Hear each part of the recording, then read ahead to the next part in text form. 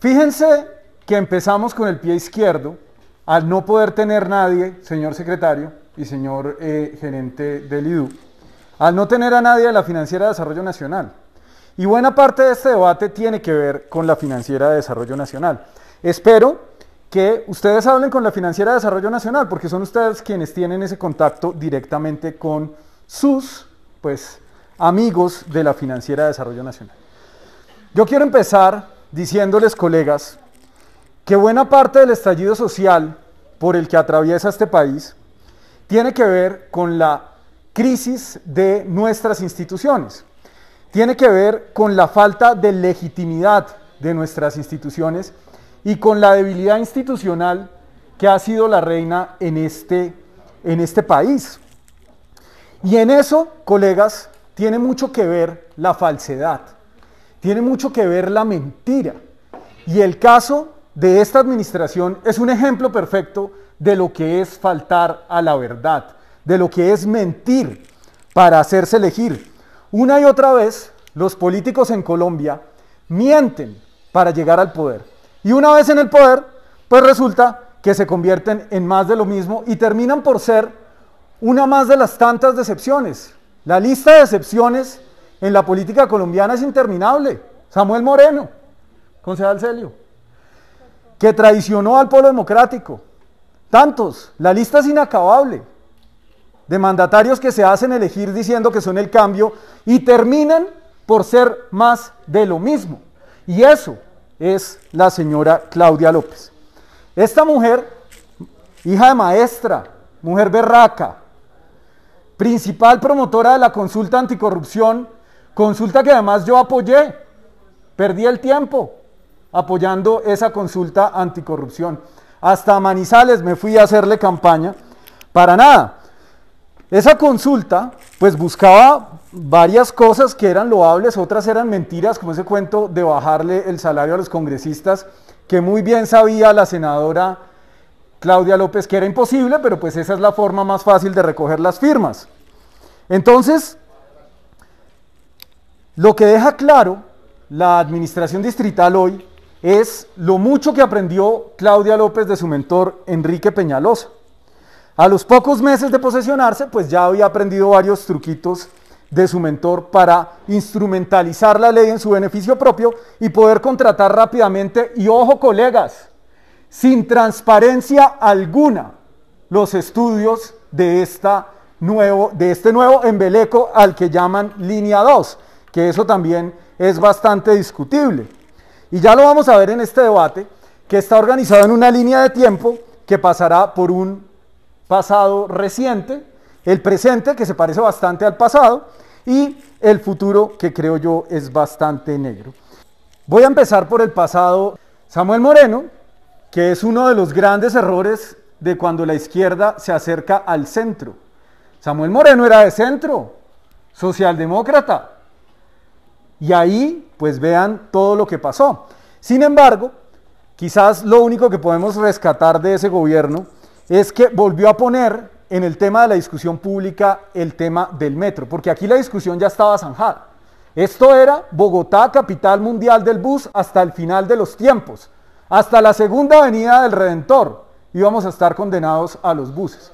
En ese gobierno se contratan unos estudios, y voy a pasar rápidamente al 2014, espero, señora presidenta María Fernanda Rojas, que debe estar escuchándonos, yo tengo un debate acerca de la primera línea del metro que no he podido dar. El año pasado, durante todo el periodo, nunca fue programado y esa proposición sigue vigente. Espero que pronto podamos dar ese debate en la plenaria, porque todo lo que ha pasado, señor gerente del metro, en esa primera línea, de la cual ahora usted es responsable, pues ahí hay mucho por decir, pero lamentablemente no puedo retroceder más en el tiempo por razones del espacio que me da usted generosamente, señor presidente. Así que voy a empezar por el 2014, cuando el gobierno de la Bogotá Humana firma el convenio interadministrativo 1880. Yo creo que ese convenio, doctor Estupiñán, usted lo puede recitar aquí. Usted lo debe haber leído 1000 veces, el 1880. Se lo debe saber de memoria, porque ese convenio es clave en toda esta historia y fue clave en cómo se metió a la Financiera de Desarrollo Nacional en este baile. No es claro por qué es la Financiera de Desarrollo Nacional la encargada aquí, y voy a explicar muy rápidamente para quienes nos ven en redes sociales que quizás no lo tienen muy claro, ojalá todos los concejales lo tengan claro. ¿Qué es la Financiera de Desarrollo Nacional? La Financiera de Desarrollo Nacional es un invento del gobierno Santos. Fue creada en el gobierno Santos y no es nada más que un banco. Es un banco de desarrollo que es mayoritariamente público, pero no 100% público. Ahí está el Banco Mundial a través de uno de sus órganos de desarrollo multilateral. Está un banco japonés y resulta que a pesar de que el gobierno es el mayor accionista, pues esto se rige por su propio manual de contratación y por el derecho privado, porque justamente de eso se trata. La Financiera de Desarrollo Nacional básicamente fue desarrollada por el gobierno Santos para pasarse la ley de contratación estatal por la faja.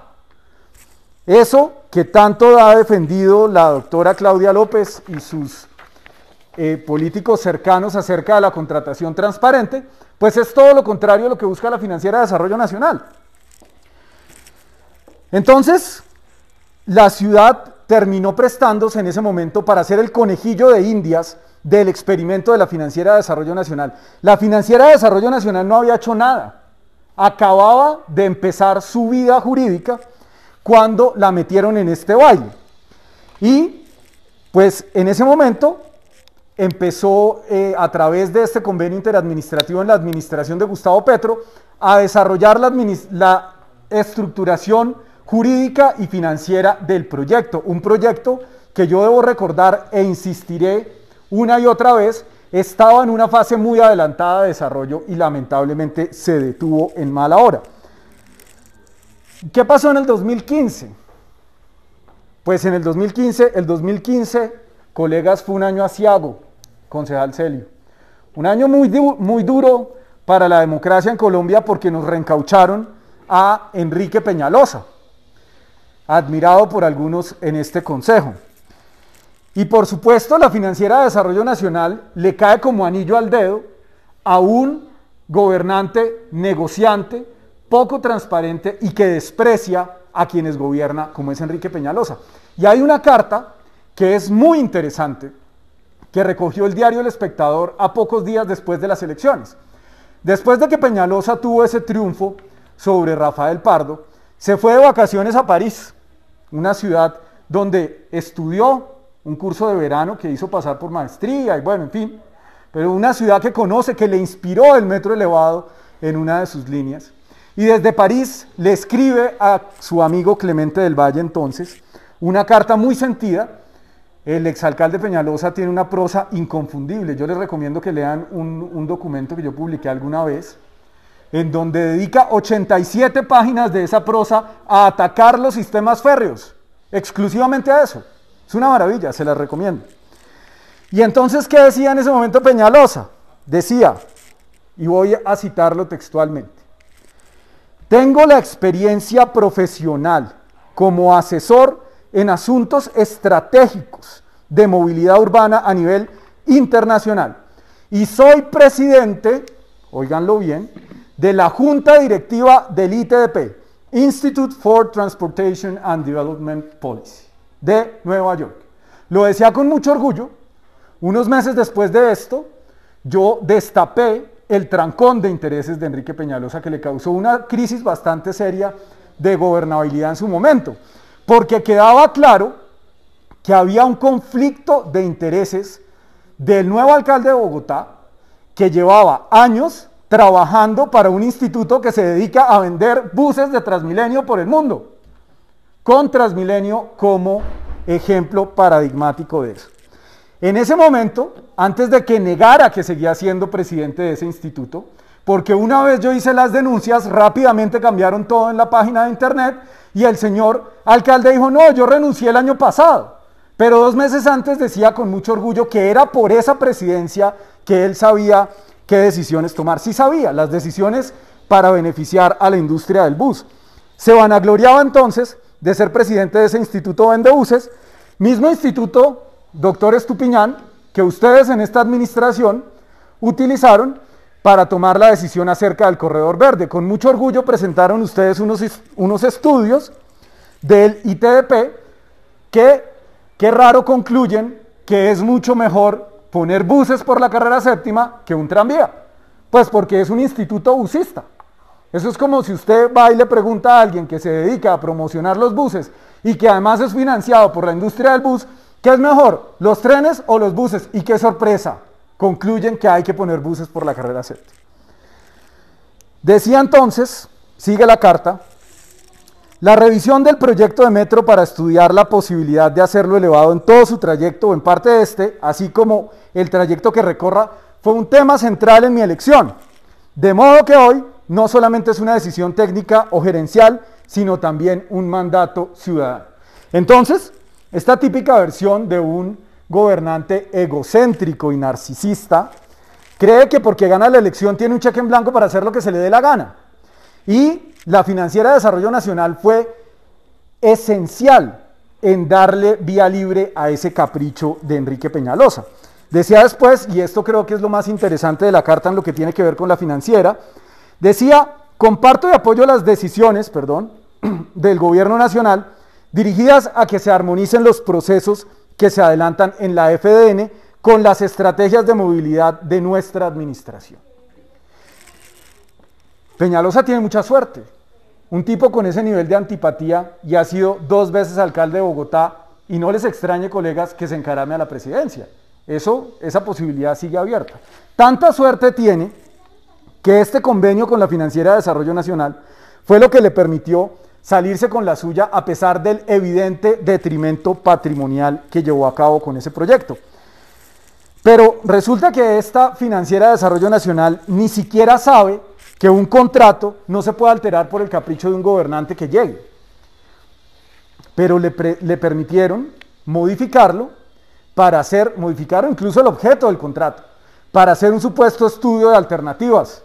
Doctor Narváez, yo creo que usted también debe tener muy buen conocimiento acerca de ese convenio interadministrativo 1880 que ha sido estudiado con mucho detalle, incluso por el control interno de su empresa Metro, y pues un convenio que instrumentalizó de la peor manera quien lo precedió a usted y que lamentablemente no está acá con nosotros hoy, el doctor Andrés Escobar, que me habría encantado tenerlo acá para decirle un par de cosas. Y tal como lo indica el acta del 18 de diciembre del 2015, pues la Financiera de Desarrollo Nacional sencillamente se plegó a los caprichos del alcalde entrante. Dice el acta, y voy a leerlo textualmente, durante la presentación del alcalde electo, ratificó su intención de introducir cambios importantes a los diseños elaborados. Durante las fases de ingeniería básica avanzada de la primera línea del metro. Por ahí hay algunos que dicen que el proyecto de metro subterráneo no tenía estudios, que los hizo alguien del IDU lavándose los dientes. Pues la misma Financiera de Desarrollo Nacional acepta en el 2015 que los estudios que existían eran de ingeniería básica avanzada. Era un proyecto con factibilidad.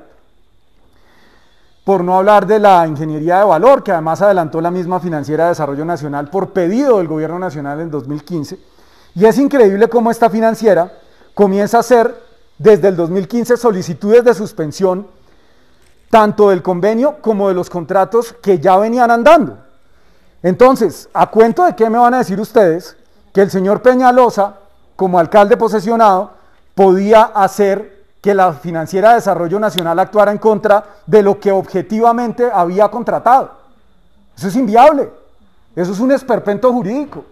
Pero como la Financiera de Desarrollo Nacional, a pesar de ser pública, es privada, puede hacer lo que se le da la gana. Y aquí un convenio que llevaba más del 50% de ejecución, pues fue modificado para hacer realidad los caprichos del alcalde entrante. Y fíjense ustedes, qué curioso, se suspende el contrato en diciembre del 2015 hasta febrero del 2016, cuando el contrato revive con una modificación y se dedica el contrato entonces a hacer un supuesto estudio de alternativas. Un estudio de alternativas, pues, que termina en la adjudicación a Sistra, a dedo, y esto también hay que decirlo una y otra vez, la adjudicación de ese contrato fue a dedo. No se hizo un concurso de méritos, no se hizo una licitación pública, se hizo una invitación directa. Y paso aquí al 2016. En febrero del 2016, cuando se modifica el convenio con la Financiera de Desarrollo Nacional, que en ese momento la Financiera de Desarrollo Nacional tenía 3 años de vida, concejal Celio. Estaba gateando, dando sus primeros pinos, sus primeros pasos. Y los primeros pasos que da es nada más y nada menos que hacer el mayor proyecto de infraestructura en la historia del país. Pero así arrancan. Es que hay gente que nace con suerte. Hay instituciones que nacen con estrella, como la Financiera de Desarrollo Nacional. Y entonces no había proyectado ni siquiera trenes de Navidad, pero deciden modificar el convenio del contrato y le adjudican a Sistra, doctor Sánchez, usted conoce bien esta historia, ya lo vamos a ver, le adjudican a Sistra este contrato a dedo. Hacen una invitación directa, dicen en los medios, invitamos a todas las grandes firmas constructoras del mundo, pero no invitaron a IDOM, que era la que había hecho los estudios del anterior. ¿Por qué? Pues porque de pronto se la ganaba. Y si la idea era actualizar los estudios, ¿por qué no invitan a la empresa que hizo esos estudios? Ah, porque esto estaba amarrado para dárselos a los amigos de Sistra, que son muy buenos haciendo estudios sastre. Y pasamos al 2017. En el 2017 dan una segunda dosis de lo mismo del 2016, que es la adjudicación a dedo de los estudios para hacer ese tal metro elevado. Estudios que ya el análisis de alternativa anterior entregado a dedo había concluido que teníamos que hacer un métrico alimentador de Transmilenio. Entonces después había que contratarlo. Y voy a leer unos trinos para que no digan que esto lo digo yo, para que no digan que es que lo dice el opositor de la alcaldesa Claudia López. Estos trinos que están aquí, que pueden ver ustedes en la pantalla, son de la senadora verde, Angélica Lozano, concejal La Serna, buena amiga suya. Entonces era representante a la Cámara, también fue fugazmente concejal de Bogotá. No sé, concejal Celio, usted de pronto recuerde cuál era la curul de la concejal Angélica Lozano, aunque no estuvo mucho tiempo acá, ¿no? Vino, calentó la silla unos meses y se fue. Así son esos astros fulgurantes que saltan rápidamente de corporación en corporación. Pero cuando era representante a la Cámara, decía la hoy senadora lo siguiente, es que me lo pusieron muy lejos aquí. Decía, mañana FDN Colombia, algunos nuevos estudios de numeral metro por 25.000 millones públicos por su régimen especial. Todo es reservado, poco en web. Decía la entonces representante Angélica Lozano. Eso no lo digo yo. Y después decía, oigan esto bien, se amparan en que Financiera de Desarrollo Nacional es de régimen privado y pone mayúsculas, Angélica Lozano. No publicaron una letra. Y dice también Angélica Lozano, quiero asistir mañana a audiencia, nuevos estudios, numeral metro por 28.000 millones de pesos, ya le subió 3.000 millones. Pero Financiera de Desarrollo Nacional no hace audiencia. Lo decía la senadora. Siguiente. Y decía también la senadora en ese momento. Y vean ustedes esto tan interesante que dice aquí la señora Angélica Lozano. Dice, la mayoría de los jurados que seleccionaron a Ingetec, en ese momento Angélica Lozano estaba muy preocupada, concejal Rivera, bienvenido, estaba muy preocupada Angélica Lozano de la falta de transparencia en la adjudicación de esos estudios. Y estaba muy preocupada de que se le fueran a entregar a dedo a Ingetec. Y dice, son empleados de Peñalosa los jurados. Y uno de los dueños de Ingetec ha sido asesor del alcalde. Aquí debo reconocer que se equivocaba la señora Angélica Lozano, porque seguramente se refería al arquitecto Camilo Santamaría, que no es dueño de Ingetec, Sin embargo, su padre sí fue un dirigente de uno de los directivos de esa empresa durante mucho tiempo, y por supuesto Camilo Santamaría también ha trabajado de cerca con esa empresa, pero no era el dueño. Se equivocó ahí Angélica Lozano, pero en lo que no se equivocó fue al decir que los jurados que determinaron que esos estudios debían dársele a Engetec eran empleados de Peñalosa o sus amigotes. En eso no se equivocó. Y dice también la senadora Angélica Lozano, la propuesta económica de Arup fue más barata que la de Engetec. Pero estos últimos arrasaron en la entrevista. Mucho carisma, funcionarios. Y no solamente carisma de quienes se presentaron a la licitación, sino carisma de quienes los eligieron. Siguiente. Y les voy a contar, colegas, que esto es bien interesante, ojo a esto, ¿cuál fue ese jurado que escogió a Engetec? Pues primero, doctor Narváez, su predecesor, Andrés Escobar.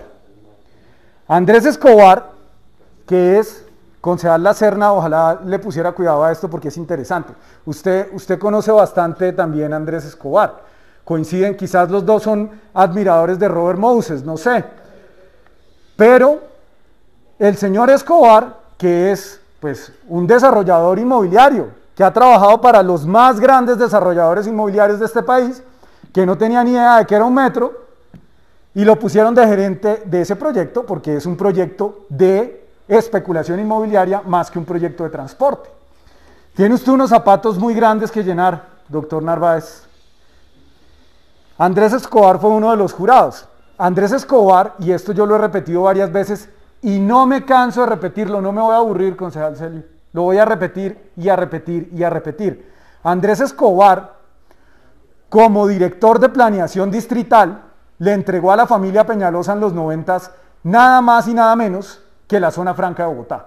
Ese pequeño negocio, concejal Martín Rivera, usted creo que alguna vez declaró un impedimento de esa zona franca. Usted sabe cuál es el tamaño de esa zona franca. Uno de los negocios inmobiliarios más importantes de los años 90 surgen de una decisión política de este entonces funcionario, y en 30 años la familia Peñalosa no le ha acabado de pagar el favor. El siguiente jurado fue Ignacio de Guzmán Mora. Ignacio de Guzmán Mora merece más crédito del que tiene, colegas. Ignacio de Guzmán Mora es el verdadero padre de Transmilenio. Él es el padre del modelo económico. Él es el padre de la genialidad. Él fue el que se inventó el negocio. Socio, por supuesto, de Enrique Peñalosa, también en el negocio de las zonas francas, entre otros. Fueron socios toda la vida. Y después de Transmilenio, por supuesto, vive de vender esa panacea por el mundo. Siguiente, Alexandra Rojas, secretaria de Hacienda de Peñalosa, gerente de Transmilenio, asesora de la campaña presidencial de Peñalosa, y además incluso fue candidata en esa muy fugaz intentona de crear un partido de Peñalosa. Y por último, Diego Sánchez, doctor Diego Sánchez, usted está en esas actas. Me complació mucho encontrarlo, porque es maravilloso poderlo tener a usted aquí en cuerpo presente para que nos cuente cómo fue que a dedo la Financiera de Desarrollo Nacional le entregó esos estudios a Engetec. No fue un error, fíjense ustedes que la alcaldesa Claudia López quería darle su puesto, doctor Sánchez, a Molano, otro reconocido peñalosista. Menos mal que el escándalo no se lo permitió y pues nos permitió tenerlo a usted aquí para que nos dé respuestas de primera mano.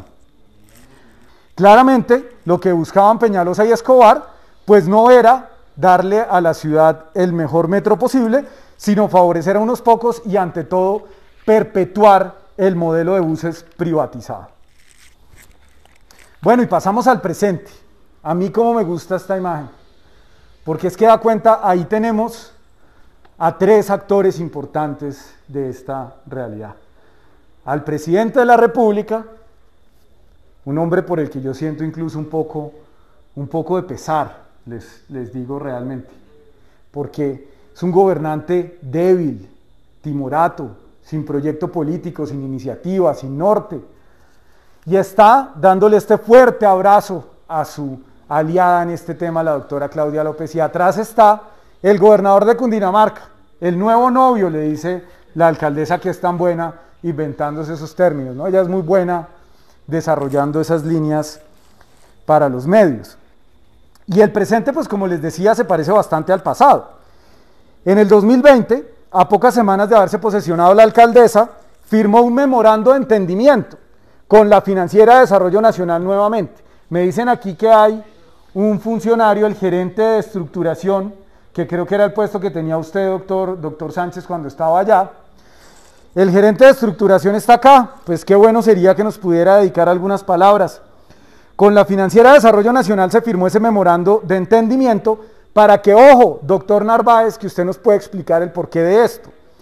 Todos los contratos, todos, absolutamente todos los contratos de la empresa Metro para la estructuración integral de los proyectos que vengan, van a estar amarrados con la Financiera de Desarrollo Nacional. Absolutamente todos, concejal Celio, del primero al último, todos los van a hacer exactamente igual que como los hizo Peñalosa. Y el 11 de febrero, confiando únicamente en el criterio de Andrés Escobar, que yo además quiero que pongamos un video que tenemos ahí en la cabina, creo que nos lo saltamos para ver el presente.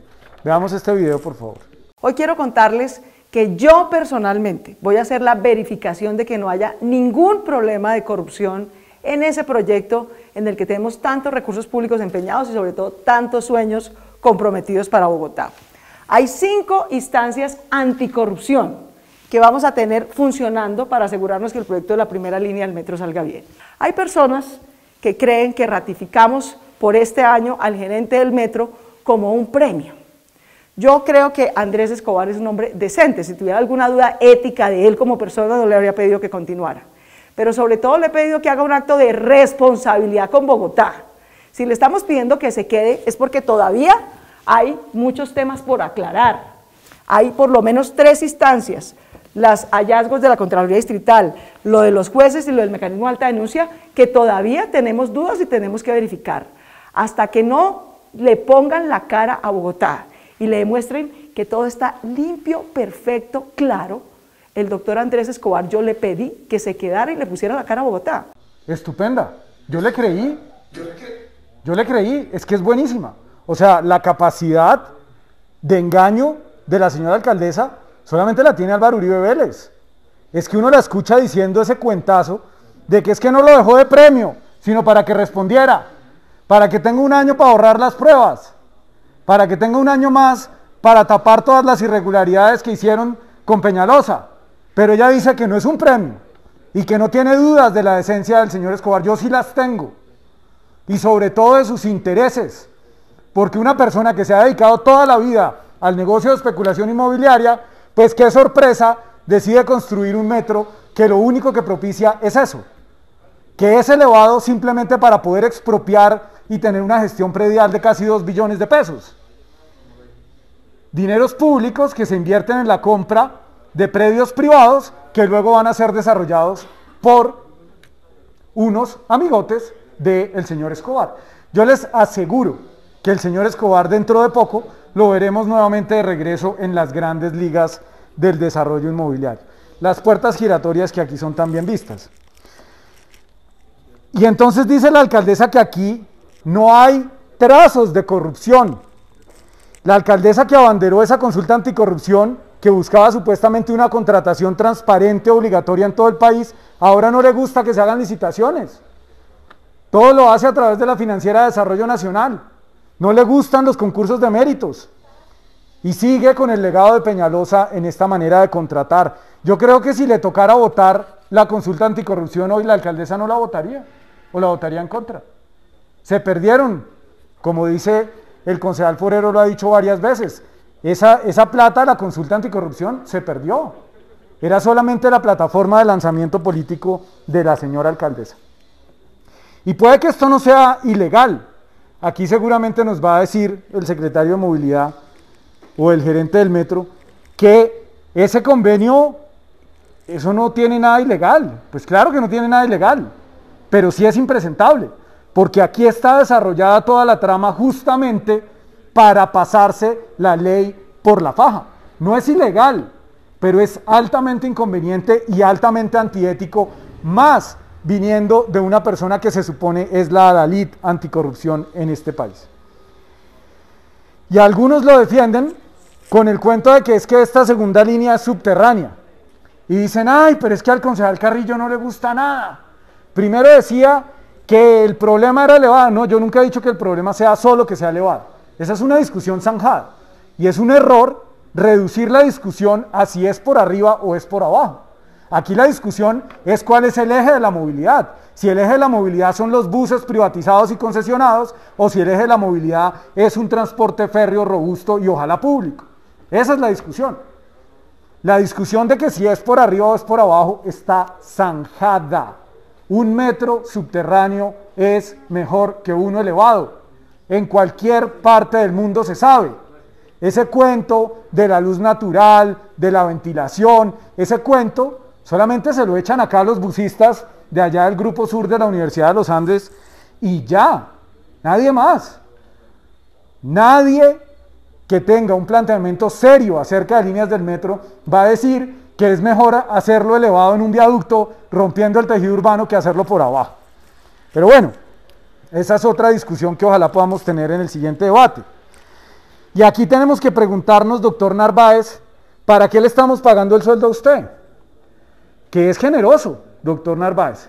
Y yo le digo, yo no tengo nada en contra suya. Yo creo que usted es un funcionario que tiene pues una larga trayectoria en el sector público, que creo que fue elegido por un proceso meritocrático. No he encontrado ninguna duda ética hacia usted, ni ningún conflicto de intereses, pero sí le digo que estoy realmente preocupado por qué es lo que usted hace. Porque resulta que la empresa Metro no hace nada, no hace nada. Y eso sí nos cuesta un montón de plata. No está ahí para operar el metro. Esa supuesta primera línea del metro del alimentador de Transmilenio, que tanto presume la señora alcaldesa, esa línea no va a ser operada por la empresa Metro. La empresa Metro no es capaz de operar ni siquiera las bicicletas públicas de Bogotá. No es capaz de operar nada, no es capaz de operar un cable. Entonces, como operadora no sirve, pero para estructurar los procesos contractuales tampoco sirve, porque resulta que eso lo hace la Financiera de Desarrollo Nacional. Entonces, si una entidad no puede encargarse ni siquiera de abrir unos procesos contractuales, ¿para qué existe? ¿No sería mejor eliminarla y crear alguna oficina, doctor Estupiñán, allá en su secretaría, para que firmen convenios con la FDN? Y ya, nos ahorramos, pues, creo yo que son bastantes los empleados de la empresa Metro que, pues no sé qué estarán haciendo todo el día, porque esto, el verdadero trabajo lo hace la Financiera de Desarrollo Nacional, justamente para pasarse por la faja la Ley 80. Entonces, pues la empresa Metro ha manifestado tener la capacidad de estructurar estos contratos, pero hay una búsqueda deliberada de tomar atajos hacia la FDN.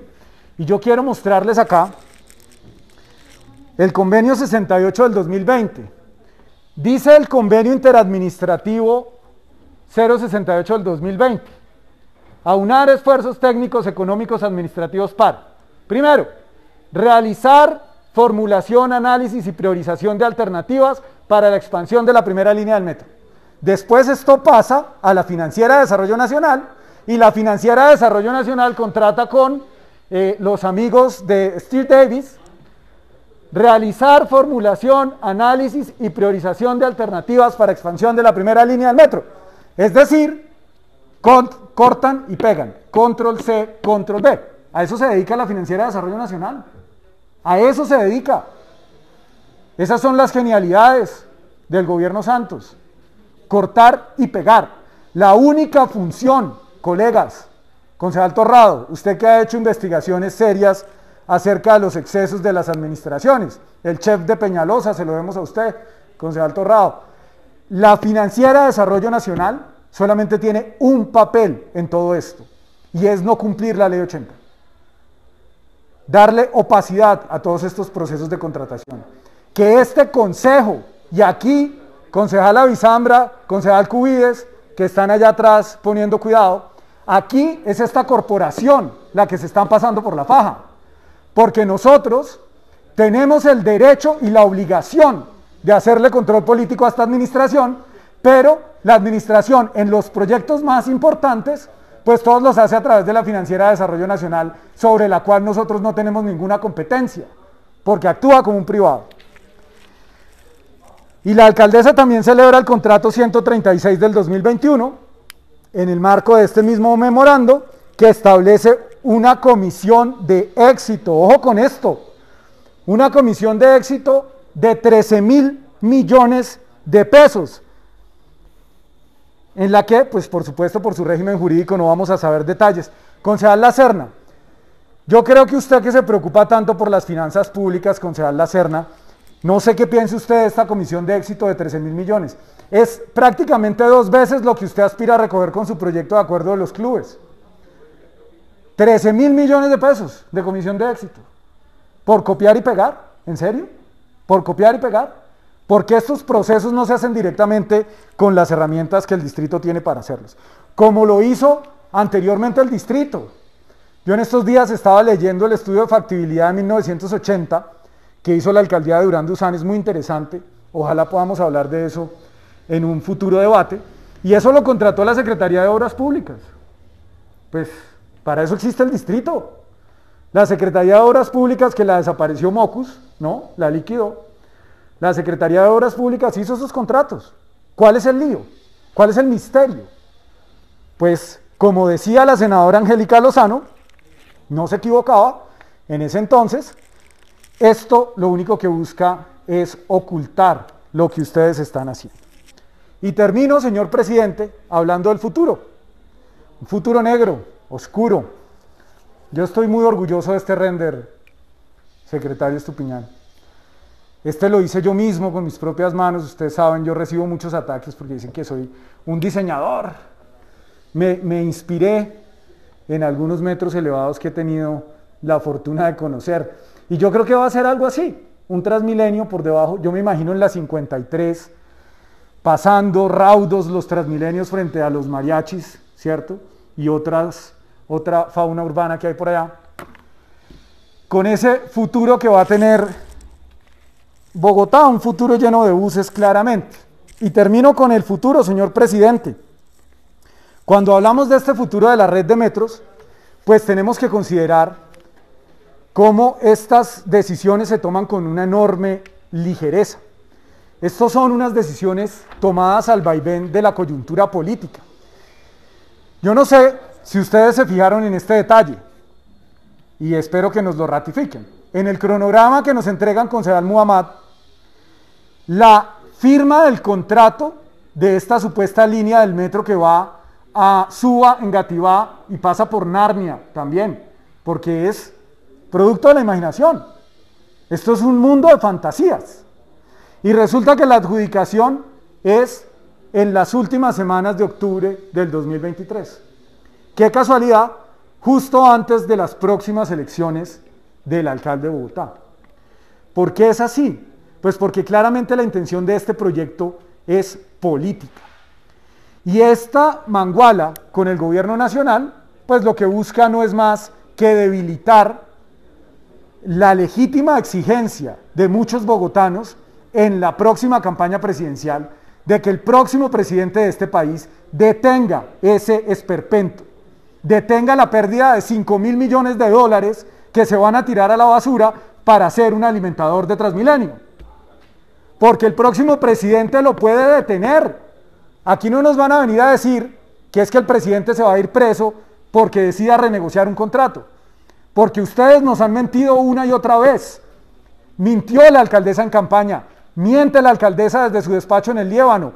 El metro elevado se puede detener, se puede llegar a un acuerdo con el contratista, pero ni siquiera se ha buscado. ¿O sí? ¿Ha habido alguna aproximación seria con ese contratista para modificar esa línea del metro y hacer una línea de metro de verdad? Por supuesto que no, porque no les interesa. ¿Les interesa detener los 20 años de concesión a un privado? No, no les interesa, porque este es un gobierno gremial, amigo de las ideas del neoliberalismo. Cuando les digo que este tipo de proyectos deben planearse sin responder al vaivén de la coyuntura del momento, pues los ejemplos en el mundo son claros. En 1898, en París, se propuso un plan de 6 líneas y 6 opcionales en ese momento. Y pues finalmente se dio la construcción de 11 líneas en esa ciudad hace más de 100 años. Porque estos son proyectos intergeneracionales. En el caso de Santiago de Chile, pues el conocido proyecto del urbanista Juan Parroquia planteó en su momento algo así como 6 líneas con otras adicionales que terminaron haciéndose realidad años después. Allende abrió el hueco y Pinochet lo cerró, porque estos proyectos deben estar por encima de la coyuntura política y de hecho son proyectos ambiciosos de largo plazo y que generan un enorme orgullo en las sociedades porque es un trabajo muy duro llegar a construirlos. Pero acá lo que siempre reina es la cultura del atajo. Yo, señor presidente, estoy abusando de su generosidad. Yo quería referirme rápidamente a ese estudio de factibilidad de los años 80 que planteaba esto como líneas prioritarias.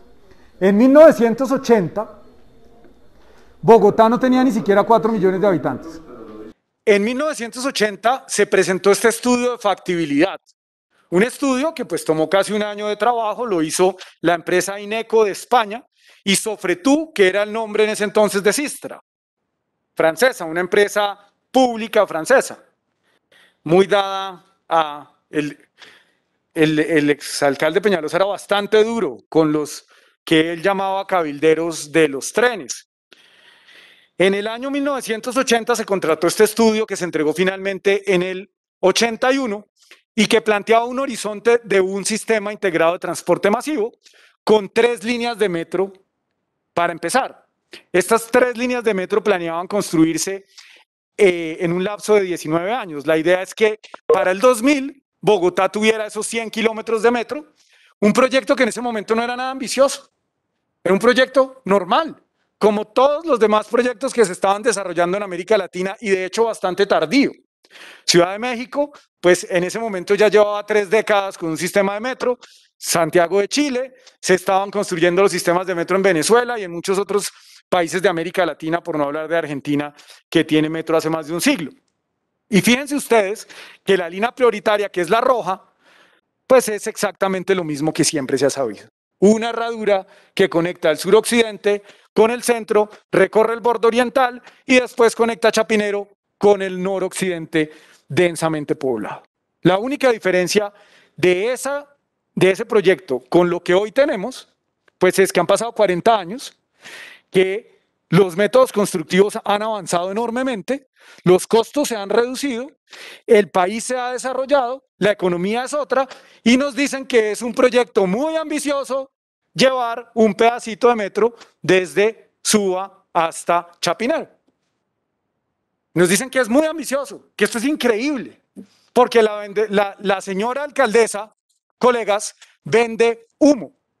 Ese espectáculo que vimos en donde estaba abrazándose con Iván Duque no es más que eso. Es un anuncio irresponsable que responde a la coyuntura política para apalancar a los candidatos de su partido y a quienes tengan el discurso de su coalición para ganar las elecciones del próximo año. Aquí no hay nada más. Y en eso, en esa constante búsqueda de hacer maniobras políticas, pues por supuesto llega a acuerdos con el gobierno nacional que también busca lo mismo. Entonces, pues señor presidente, voy a saltarme una pequeña parte que me queda haciendo falta, la dejo para el próximo debate que ojalá se programe en la plenaria y paso a las conclusiones, que más que conclusiones, pues son 3 recomendaciones puntuales que voy a hacerle a la señora alcaldesa y a su equipo. La primera, pues les solicito muy especialmente, concejal Lacerna, usted le puede de pronto llevar el recado, les solicito que para la próxima consulta anticorrupción incluya que esté prohibido hacer uso de la contratación directa de entidades de naturaleza pública para que se presten a intermediaciones como la de la Financiera de Desarrollo Nacional. Esto hay que prohibirlo. Si se vuelve a hacer la consulta anticorrupción hay que ponerle un mandato que diga no se podrá utilizar la Financiera de Desarrollo Nacional para pasarse la ley por la faja. Vótenlo. 11 millones de votos. Eso hay que hacerlo. Entonces ojalá ustedes La alcaldesa ya ni siquiera me sigue en Twitter, entonces no tengo realmente cómo enviarle este mensaje. Les agradezco si me hacen el favor. A la secretaria Jaramillo y al secretario Estupiñán, pues la recomendación es que planeen una red de metro y un desarrollo urbano de manera articulada, que esto se haga al mismo tiempo. No puede ser que sigamos pensando en unas líneas independientes mientras el POT está pensando en otra cosa y anuncian terceras y cuartas y quintas líneas imaginarias solamente para liberar la norma urbana en esos suelos. Eso es lo que están haciendo. Entonces dicen, no, por acá en el año 2200 va a pasar una línea, entonces liberemos el uso del suelo. Y al señor gerente de la empresa Metro, pues yo sí le pido, señor gerente, pues no quisiera estar en sus zapatos. Creo que usted tiene una gran tarea porque a usted le entregan, pues, realmente un adefesio. Usted llega a enderezar algo que es imposible de enderezar. Pero lo único que podría hacer usted, como gerente de esta empresa Metro hoy, es convertir esa segunda línea del metro en lo que no fue la primera, y es en una línea de metro de verdad, realmente robusta, que reemplace las troncales de Transmilenio. Y esto es una discusión política que tenemos que empezar a dar. Y es cuando vamos a poner sobre la agenda de discusión el desmonte gradual de los buses BRT en Bogotá. Porque es que no pueden estar juntos. No pueden estar juntos. Aquí queda claro en los números que compiten. Y tenemos que tomar la decisión política de si lo que queremos es un sistema de transporte con un alto nivel de servicio, con unos buenos costos operacionales, con además unas ventajas urbanas como son las líneas de metro subterráneas, o si lo que queremos son más troncales de buses por toda la ciudad. Muchas gracias, señor presidente, y muchas gracias, colegas, por la atención.